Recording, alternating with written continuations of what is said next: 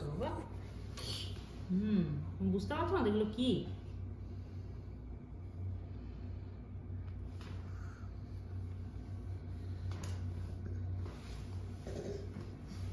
এই পুরো ঝোড়ো হাওয়া দিচ্ছে, বুঝেছো? উল্টো পাল্টা, তাও বিভিন্ন সাইড থেকে। দেখো একটা সাইডে না, কিন্তু এটা আরে না, বরফগুলো হালকা বলে।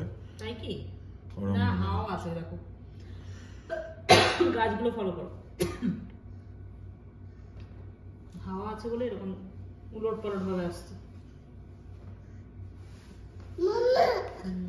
ওই গাড়িটা দেখো, ওই যে গাড়িটা আসছে, ও বরফ টরফ ছাড়ানোর দরকার মনে করেনি, ওই অবস্থায় চালিয়ে।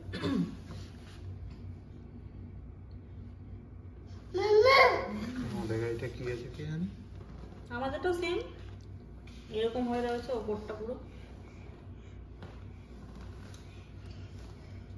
এবার যে ইয়ে থাকে গাড়ির সামনের কাঠটা, যে ওয়াইপারটা থাকে না, দূর এরকম আমরা কত দেখেছি ছোটবেলায়, আমাদের ওখানে শিলাবৃষ্টি হয়, শিলাবৃষ্টি হতো, ওরকম সিল কোটি কোটি সিল পড়তো। এতক্ষণ ধরে একটা ভিডিও বানানোর তো দরকার নেই, রাখো এবার, রেখে দাও।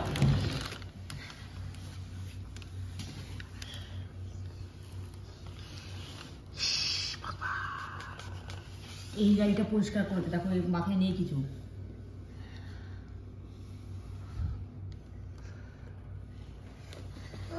আমি এরকম বরফের মধ্যে খালি গায়ে স্নান করতে পারবো, কোনো ব্যাপার না, আমি করেওছি এর আগে অনেকবার।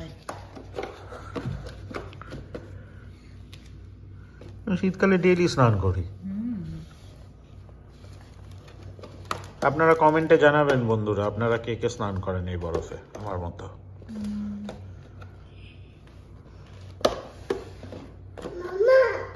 একদম গায়ে সর্ষের তেল মেখে স্যাটা স্যাট। রেখে দাও, রেখে দাও, আর করতে হবে না ভিডিওটা, বাদ দেওয়া যাবে না লোক সমাজে। আমার ছোনা বাবাও করে, তাই না পাপা? আমরা সব ডেইলি স্নান করি, বলে দাও তো সবাইকে। হ্যাঁ, আমরা ডেইলি স্নান করি, তাই না?